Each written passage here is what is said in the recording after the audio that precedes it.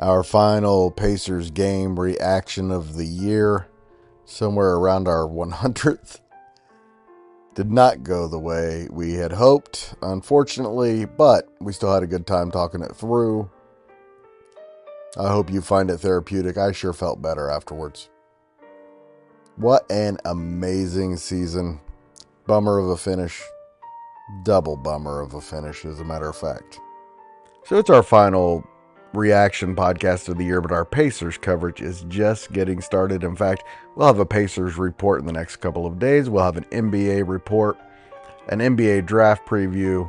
We are all over it, just beginning as we prepare for another Pacers season coming up. Also, continued IndyCar and Fever coverage, IU report, Will Rutherford's 5 questions throughout the summer, and our scoreboard show under a new name and format will return in August 1st, as a matter of fact.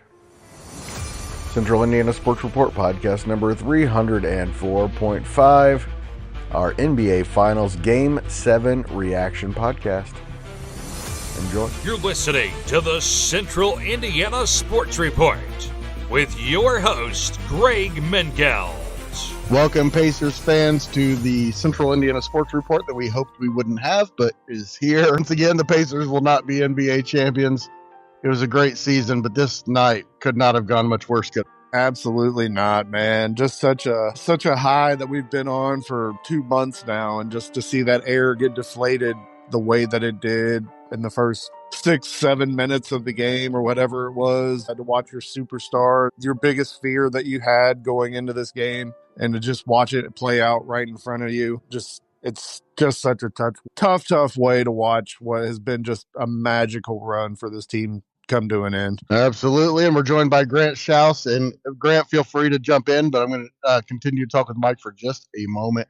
Yeah, and then at least at that point, there was still hope. At least, you lose Haliburton, which looks like maybe it doesn't look like what we all think we saw. But we all think we saw what we think we saw, and that's not good. Yeah. And it's just, now you got to hope, but it's just, what a horrible night. I kept waiting for the replay because I kept thinking I knew what I didn't want to see. And then I saw exactly what I did not want to see. And man, just like I said, just such a letdown. And then to go into the game, I still thought if there was any team that I watched that I've ever followed that I would be willing to put money on right now to win this game, even after what happened, it was this team. And I felt that way all the way up until halftime, but turnovers, man. It's always turnovers when you go to that place, and they turned the ball over too much in the third quarter, and that ended up being the difference in the game. Mike Hutsell, Michelle Garman is with us, but let's get to our guy, Mike Rich, who needs to get to bed because he's leaving at 0400. Yeah. And Mike, your feelings right now? I feel good. I mean, what a hell of a season. I mean, we've been blessed to have this team. It's been a great season. It sucks the way it ended. There's no doubt about that. I pray Tyrese Haliburton isn't out all next year. I hope it's not as severe as it looked, but it did not look good. But no, I still love this team. I love where they're going. I think they're going to make some changes in the offseason. And I think we're going to still be competitive and contend again next year. I think this loss just makes us, want it that much more. Grant, your feelings right now? I'm a little distraught from the standpoint of you get emotionally invested to this, and when it doesn't go the way you wanted it to go, you feel heartbroken. I mean, you feel like you were there. I mean, you feel like this was your team, and you feel like that you were somewhat a part of it in a way. I wanted this so bad for the fans. Indiana's a basketball state. A part of our identity as a state is because of the Pacers. It's also IU, it's Purdue, it's the high school basketball, but it really wouldn't mean that much if it wasn't for the Pacers. And the fact that they've never won an NBA championship is haunting. I guarantee you it will be said on here again that Indiana could have and I think would have won this game if Haliburton doesn't go down injured. And the fact that it had to happen like that. Like, it didn't happen in game 1, or it didn't happen in game 2 or 3. It didn't happen early on. It had to happen in game 7. But that's the risk you take when you're playing, you're playing injured, you're playing on an injured calf, an injured calf. That's obviously the risk you take. But I think you have to give him credit for laying it all out there on the line. I mean, he had to play. I mean, he wasn't going to not play. It's Absolutely. disappointing. It's game 7 of the NBA Finals.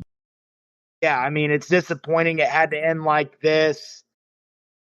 I'm really proud of this group. It was a fun group to watch, and I hope and I think that Tyrese Haliburton will be remembered for the game winners he had in the playoffs. The comeback against Milwaukee, the comeback against Cleveland, New York, game 1 as well. I hope that's what he's remembered for, and not for getting hurt in game 7 of the biggest game of his life. I think he'll get remembered game for getting up and playing. I hope. And he I agree.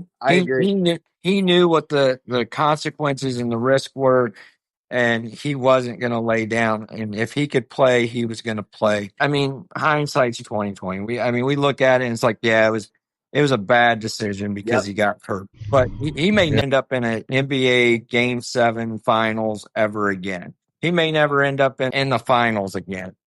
So to take that opportunity, to take that chance, I mean, as a player, he's going to go. And I mean, I really commend the guy for putting it out there and putting everything on the line.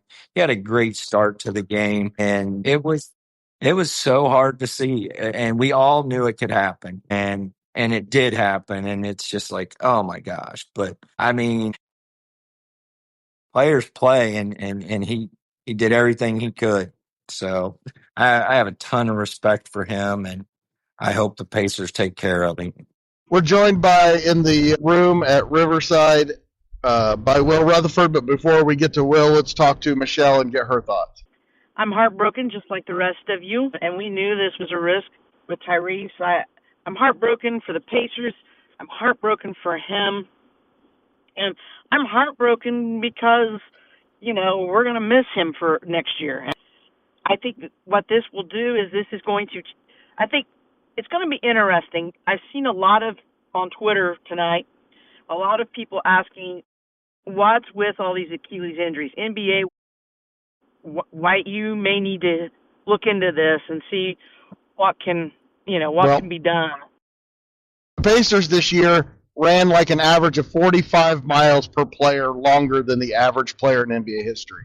They're running more. They're exerting more at all times of games. And I think, too, your weight room routines have changed. I'm not so sure the players take as much. When you're young, I don't think you don't take the stretching part necessarily as serious as you do as you start to hit 30. I know I wasn't. I remember that when Kurt Ogden took over the girls' basketball program, he was watching it and he knew it, and he did it. He set aside 20 minutes of practice every day, the first 20 minutes of different stretching exercises, just to make sure the players were fully stretched. And it wasn't stretch on your own. But this is just speculation, Michelle. Yeah. You can strain a calf in a lot of different ways. What I'm saying is you can do that, but I think it's a combination of that. They, like you said, they run more, and the athletes are bigger, faster, stronger. But I also think it's this: how much pounding sometimes that you take. You go in, you're Haliburton, you get fouled hard when you go up, you come down, you land maybe a little bit wrong. It's a lot. Your body goes through a lot. I've been a proponent for the last several years. I said the NBA plays too many games in a season. I firmly believe it. They definitely do. They play too many games. They definitely do. Will, how are you feeling? The calf strain had no bearing on the Achilles tear. That's just not how. That's just not how it works. It's just not how the Achilles tear is an isolated incident. There's not to say that the calf strain maybe could have possibly played a role, but like the Achilles tear did not happen because of any strain on the calf at all. That's been debunked by multiple team physicians, the Dallas Mavericks physician, Golden State's physician following Durant's injury. It's just a freak injury. Like, it's just one of those that it just happens. Like, it's not. I've seen sports physicians not affiliated with any team or any professional league say that the calf strain can add to the risk of an Achilles injury. Well, I mean, that's why I said it can. It's not, it's much more holistic in the body than just saying, well, he had a calf strain, so he's at an increased risk of an Achilles tear. There have been over, I believe, 300 players with calf strains and 20 plus with Achilles tears. There's been one instance that a player has had a calf strain and an Achilles tear. That was Kevin Durant. It's a freak injury. It had no bearing on, it was a sudden movement he made. See it in the NFL all the time with people that don't have calf strains that tear their Achilles. Like, it was just the way he moved and it popped. It just popped. Just mind-blowingly unfortunate for Tyrese because the work he's going to have to get back to full strength and the rehab is, we're talking 18 months of before he's ever back to a semblance of normal. And that's just his family, like what this just means and matters to him on a personal level beyond basketball or this team. It's awful. I think it also changes the way the Pacers approach free agency. Because I'd already read something where, Miles Turner, but when they're dealing with Miles, they're also concerned about Ben Mathurin, who they have to deal with a year later. And so now I think, and knowing they're going to have some kind of thing for Haliburton and just in case. So now I think the Pacers, Kevin Pritchard, he's going to sit down and he's going to have to probably prioritize who is more important to keep with, Miles Turner or Ben Mathurin, and which one, if he's willing to go above maybe what their asking price is to, or if either of them, and what they're going to do in the future. Well, I think if you were going to re-sign Miles, you were having to look at really exploring trading Ben because of the luxury tax implications. But now you don't have that luxury. You need Benedict Mathurin next season because, let's face it, Tyrese Haliburton isn't going to be there. If they want to have any semblance of the season that they just had, they are probably going to need Ben Mathurin to be a starter.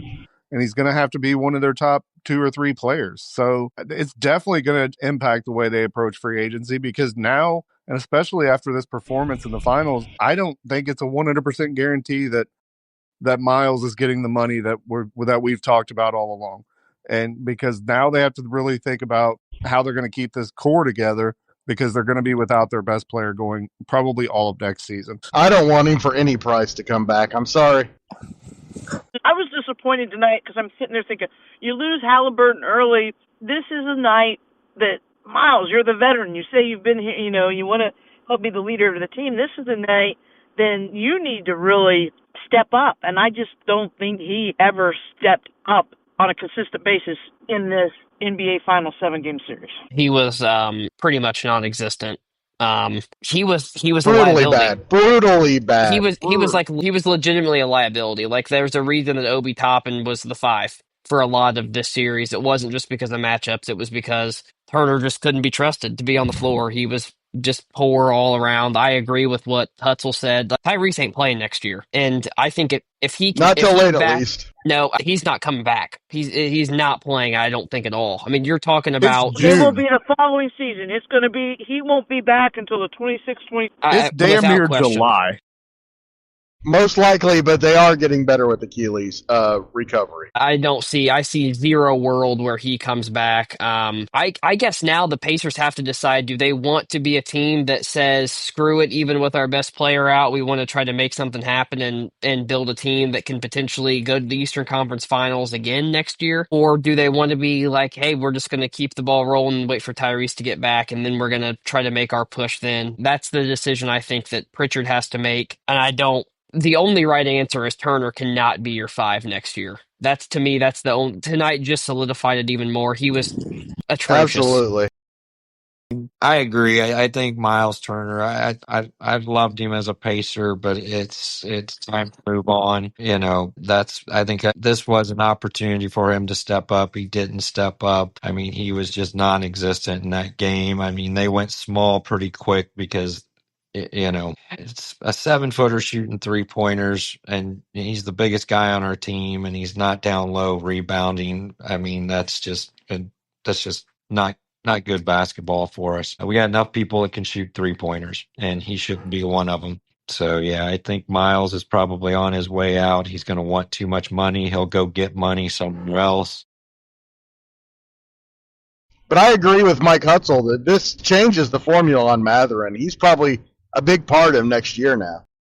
You know that as long as they're in charge, the Simons will not let this team tank. They will not go into a season saying we're playing for ping pong balls. They never have. They never have. They never will. They want people to have a reason to show up because they're businessmen. They're trying to make money. So they're not going to go into a season saying, maybe we're going to play for, and I don't even know who will be the number one pick going into next year. There's no Cooper Flag next year. So it's not going to happen. Their roster's too good for that anyway. Yeah, their roster's too good for that. The roster's too good, but they're never going to have that mentality. They are going to go out. Even if it's to be an 8 seed, they are playing for the playoffs every year. It could be a dangerous 8 seed next year. I don't think we're going to have to worry about Ben Matherin because I think that he is going to be the key piece going to Milwaukee to get Giannis.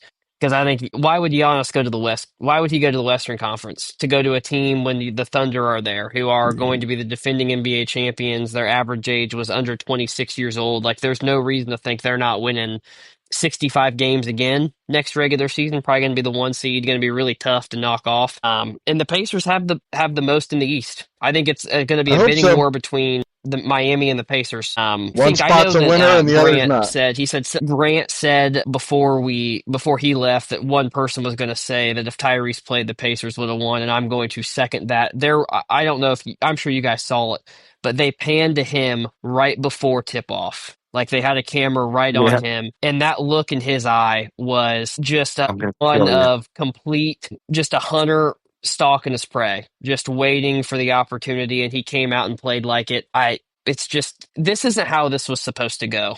I can't imagine in an infinite amount of universes the Pacers win this game way more than they lose it. And it just sucks that we're in the universe where Tyrese blew his Achilles out with 5 minutes left to go in the first quarter. He was almost in double figures already at that point in the game. 3-point range. I mean, he was aggressive. And I agree, Will. When I saw his look, when they panned to him and I saw that, I thought that is the most intense look I've seen on Tyrese's face before a game. You've seen it as the game progresses, but you could just see he was like, he was on a mission tonight, and mission to lead the Pacers, to their first NBA championship. And like I said, I hate it. I hate it for all of them. The only thing I'm going to say is, knowing that Tyrese could be day-to-day or the calf, or that even he could maybe come up gimpy, I thought it was like that Carlisle had not practiced enough times in enough scenarios where for an alternate if Tyrese couldn't go, if something happened and he couldn't go. We all agree, Michelle, though, don't we, that as good as TJ McConnell is off the bench, he is not a starting point guard in the league, right? That's not the solution. No, he's not a starting point guard in the league. No, he was not. I just felt like, though, the chemistry, he had not practiced enough in situations. And I thought the first half, the guys were playing on emotion and everything, but the third quarter is where I kind of thought you could see it. There was just no connectivity without Haliburton. And I know they had to be down some, but I'm sitting there thinking, he's been injured off and on this whole series, and that, strains it enough that he might have to go and sit down. I would have thought that you would have had a formula or a situation in play, and I just didn't think. It was like all of a sudden, and he was on the floor with 5 bench players at the same time, and I'm like, that's not the solution tonight. I mean, I get what you're saying, Michelle, absolutely. You don't plan to have your superstar not playing.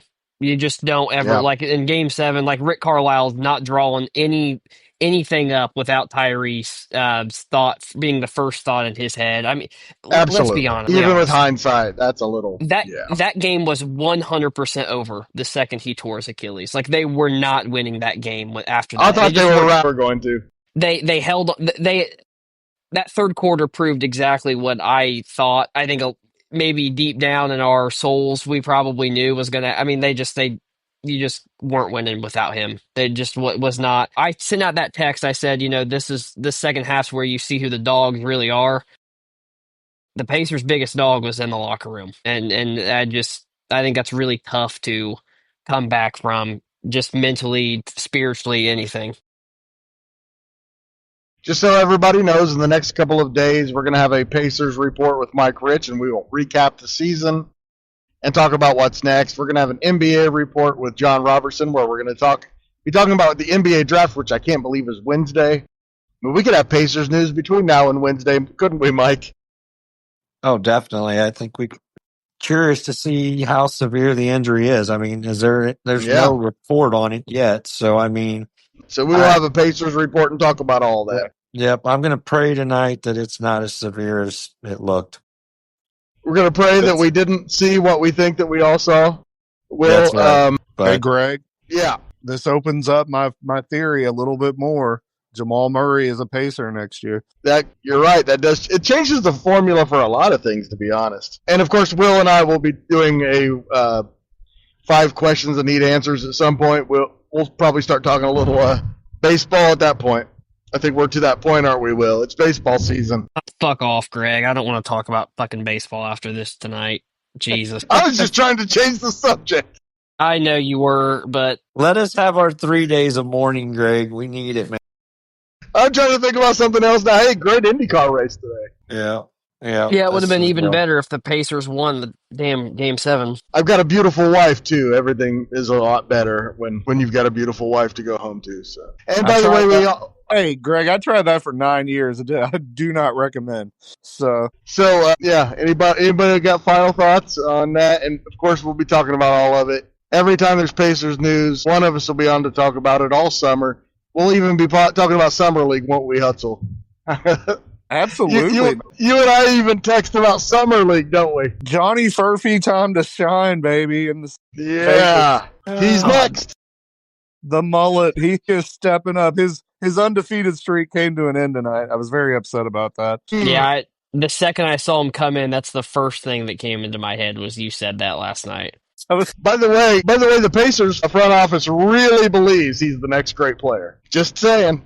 He could not guard a tree. Where's your source for that? I think they just like it because he's a fan favorite because he hustles. And every team needs a hustler like that for practice. He's only 19 years old, man. And he's got a fun name to say. He does have a fun name, but I still haven't seen where his game. He was 19 years old, averaging 20 points a game in the G League, guys. His game is not as good as Cooper Flagg, who was a 17-year-old college freshman. I think he's going to be Cooper Flagg, Michelle. I assume that Cooper Flagg is going to be a really great NBA player, but I'm just saying that and when I say his game, it's not always skill. It's the mental part too. I guess that's the basketball. We're gonna see a lot of Johnny Furphy next year, and I can't wait, Mike. We've gone off the rails several times. But what else do you expect? Johnny Furphy sentence. Yes, that was off the rails. Here's all I want to say. What I want to say real quick is this: for as depressing and as grieving as everything is with Haliburton's injury and everything, I just want to give, again, kudos to the Pacers, from the Simons to Kevin Pritchard and on down through, because these guys and the players, they gave fans a great season. They gave fans something to really be excited and to cheer about, and they made NBA basketball. I know, Greg, you're a huge NBA fan and everything, but sometimes NBA basketball is barely tolerable. But the Pacers, the way they play, is fun. It's really fun to watch. So the way the Knicks play is not fun to watch. They're a great group of guys who are easy to cheer for. And they don't seek out free throws. And she said, well, look, it's like less than, 30 seconds and they're down 12. She goes, they're still fighting. And I said, that's the thing about this team. They do not quit. They don't give up, and I mean it's been a great run for the last 2 years. I mean, to see this team continue to grow, to get to the Eastern Conference Finals, and really, I know it was a sweep against Boston, but I mean they pushed Boston last year, and they knew that they had they could win, and they came back this year. And there was a lot of haters, a lot of doubters in the beginning of the season. Nemhard comes back in February. They get on a roll, and they take us to freaking third week in June. I mean, that's just unbelievable. No one at the beginning of the season expected us to be talking about Pacers in the summer of 2025. And so much credit, Mike, goes to Kevin Pritchard that we can't even think that there's a possibility of tanking when you lose your best player. That's pretty incredible. No, it's continued to build. It's continued to grow. It's continued to. I mean, we have depth, and they're going to make some tough decisions over the next probably couple months, but there's no reason to think this team's not going to be fun to watch next year because Haliburton may not be playing. We're in a better situation than Celtics, who lost Jason Tatum. I think the Pacers in a much better situation than the Celtics. Yep, I agree. Sorry if it sounded like I was screaming at you. Like I said, I was in the car. I need to move the microphone farther away from my face, apparently. Lesson learned. Again, lots of Pacers coverage coming up. Thank you so much for listening. Please share these podcasts with your friends and family. Go Pacers. What a year.